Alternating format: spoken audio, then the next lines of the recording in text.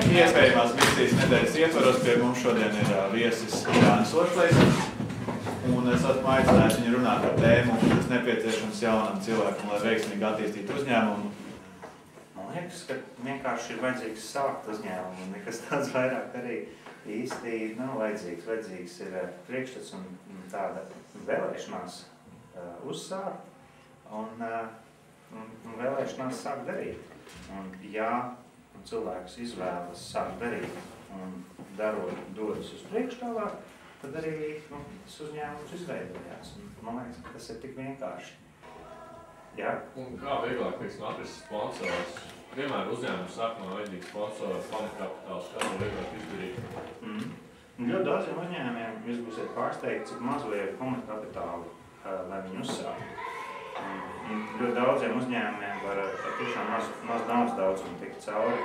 Un es arī esmu pieredzējis, ka tos sponsors nav tik viegli atrast tā uzreiz sākumā, pirms tas uzņēmums ir praktiski sācis darboties. Daudz vieglāk ir sponsors atrast tad, kad tu sāc vienkārši darīt to uzņēmumu, piemēram, bez maksas viņā strādājot, lai to visu pasākumu vidu uz priekšu. Un dabū vēl tāds draugus, kas bez maksas strādā. Nezinu, piemēram, varbūt ir ideja kādu programmēšanas uzņēmumu uztaisīt vai uzņēmumu, kas taisa kaut kādu aplikāciju internetam vai ko.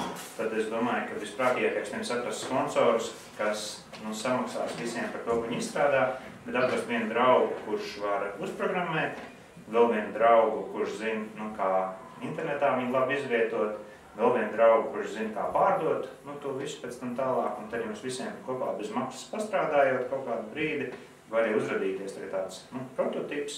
Un, ja viņš izskatīsies labs, būs veiksmīgs, sponsors atradīsies. Diezgan viegli ir firmas, kas to dara, bet jums neizdosies no sākumā tas sponsors un pēc tam sāk uzņēmumu. Ja? Kas ir tas grūtākais, kad veido uzņēmumu?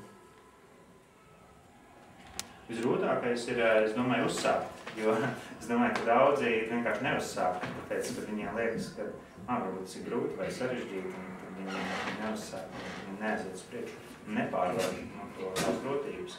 Un tad, protams, ka jūs to darīsiet, grūtības būs ļoti daudz, vai visādi veidi problēmas, jo tomēr diezgan grūti tā norganizēt, lai visu raiti ritētu. Uz vienu klases vakar, kā ir grūti norganizēt, es domāju, es esmu pieredzējuši un nesanāk pēc kūpas, vai viņas ir pa daudz, un kaut kā neizbalansējās viss. Dabūt, ka tas ir tik ilgākā laika periodā, protams, ir gluži tāpat saskarās ar daudzām problēmām, bet tas ir, no otras puses, tas interesantais. Un izdomāt, piemēram, kā var nodrošināt, ka tas viss vienlaikus un vienmērīgi notiek.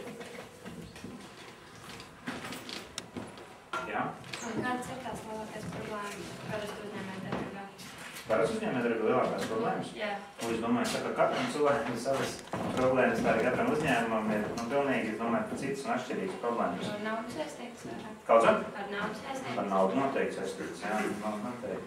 Un īpaši sākumā vai arī kaut kādos krīzes periodos valstī vai krīzes periodos uzņēmumā bieži tā, ka izbeidzās nauda. Tā ir praktiski problēma. Jā. Nē, jā. Bet no otras puses mums viss ir pārparams.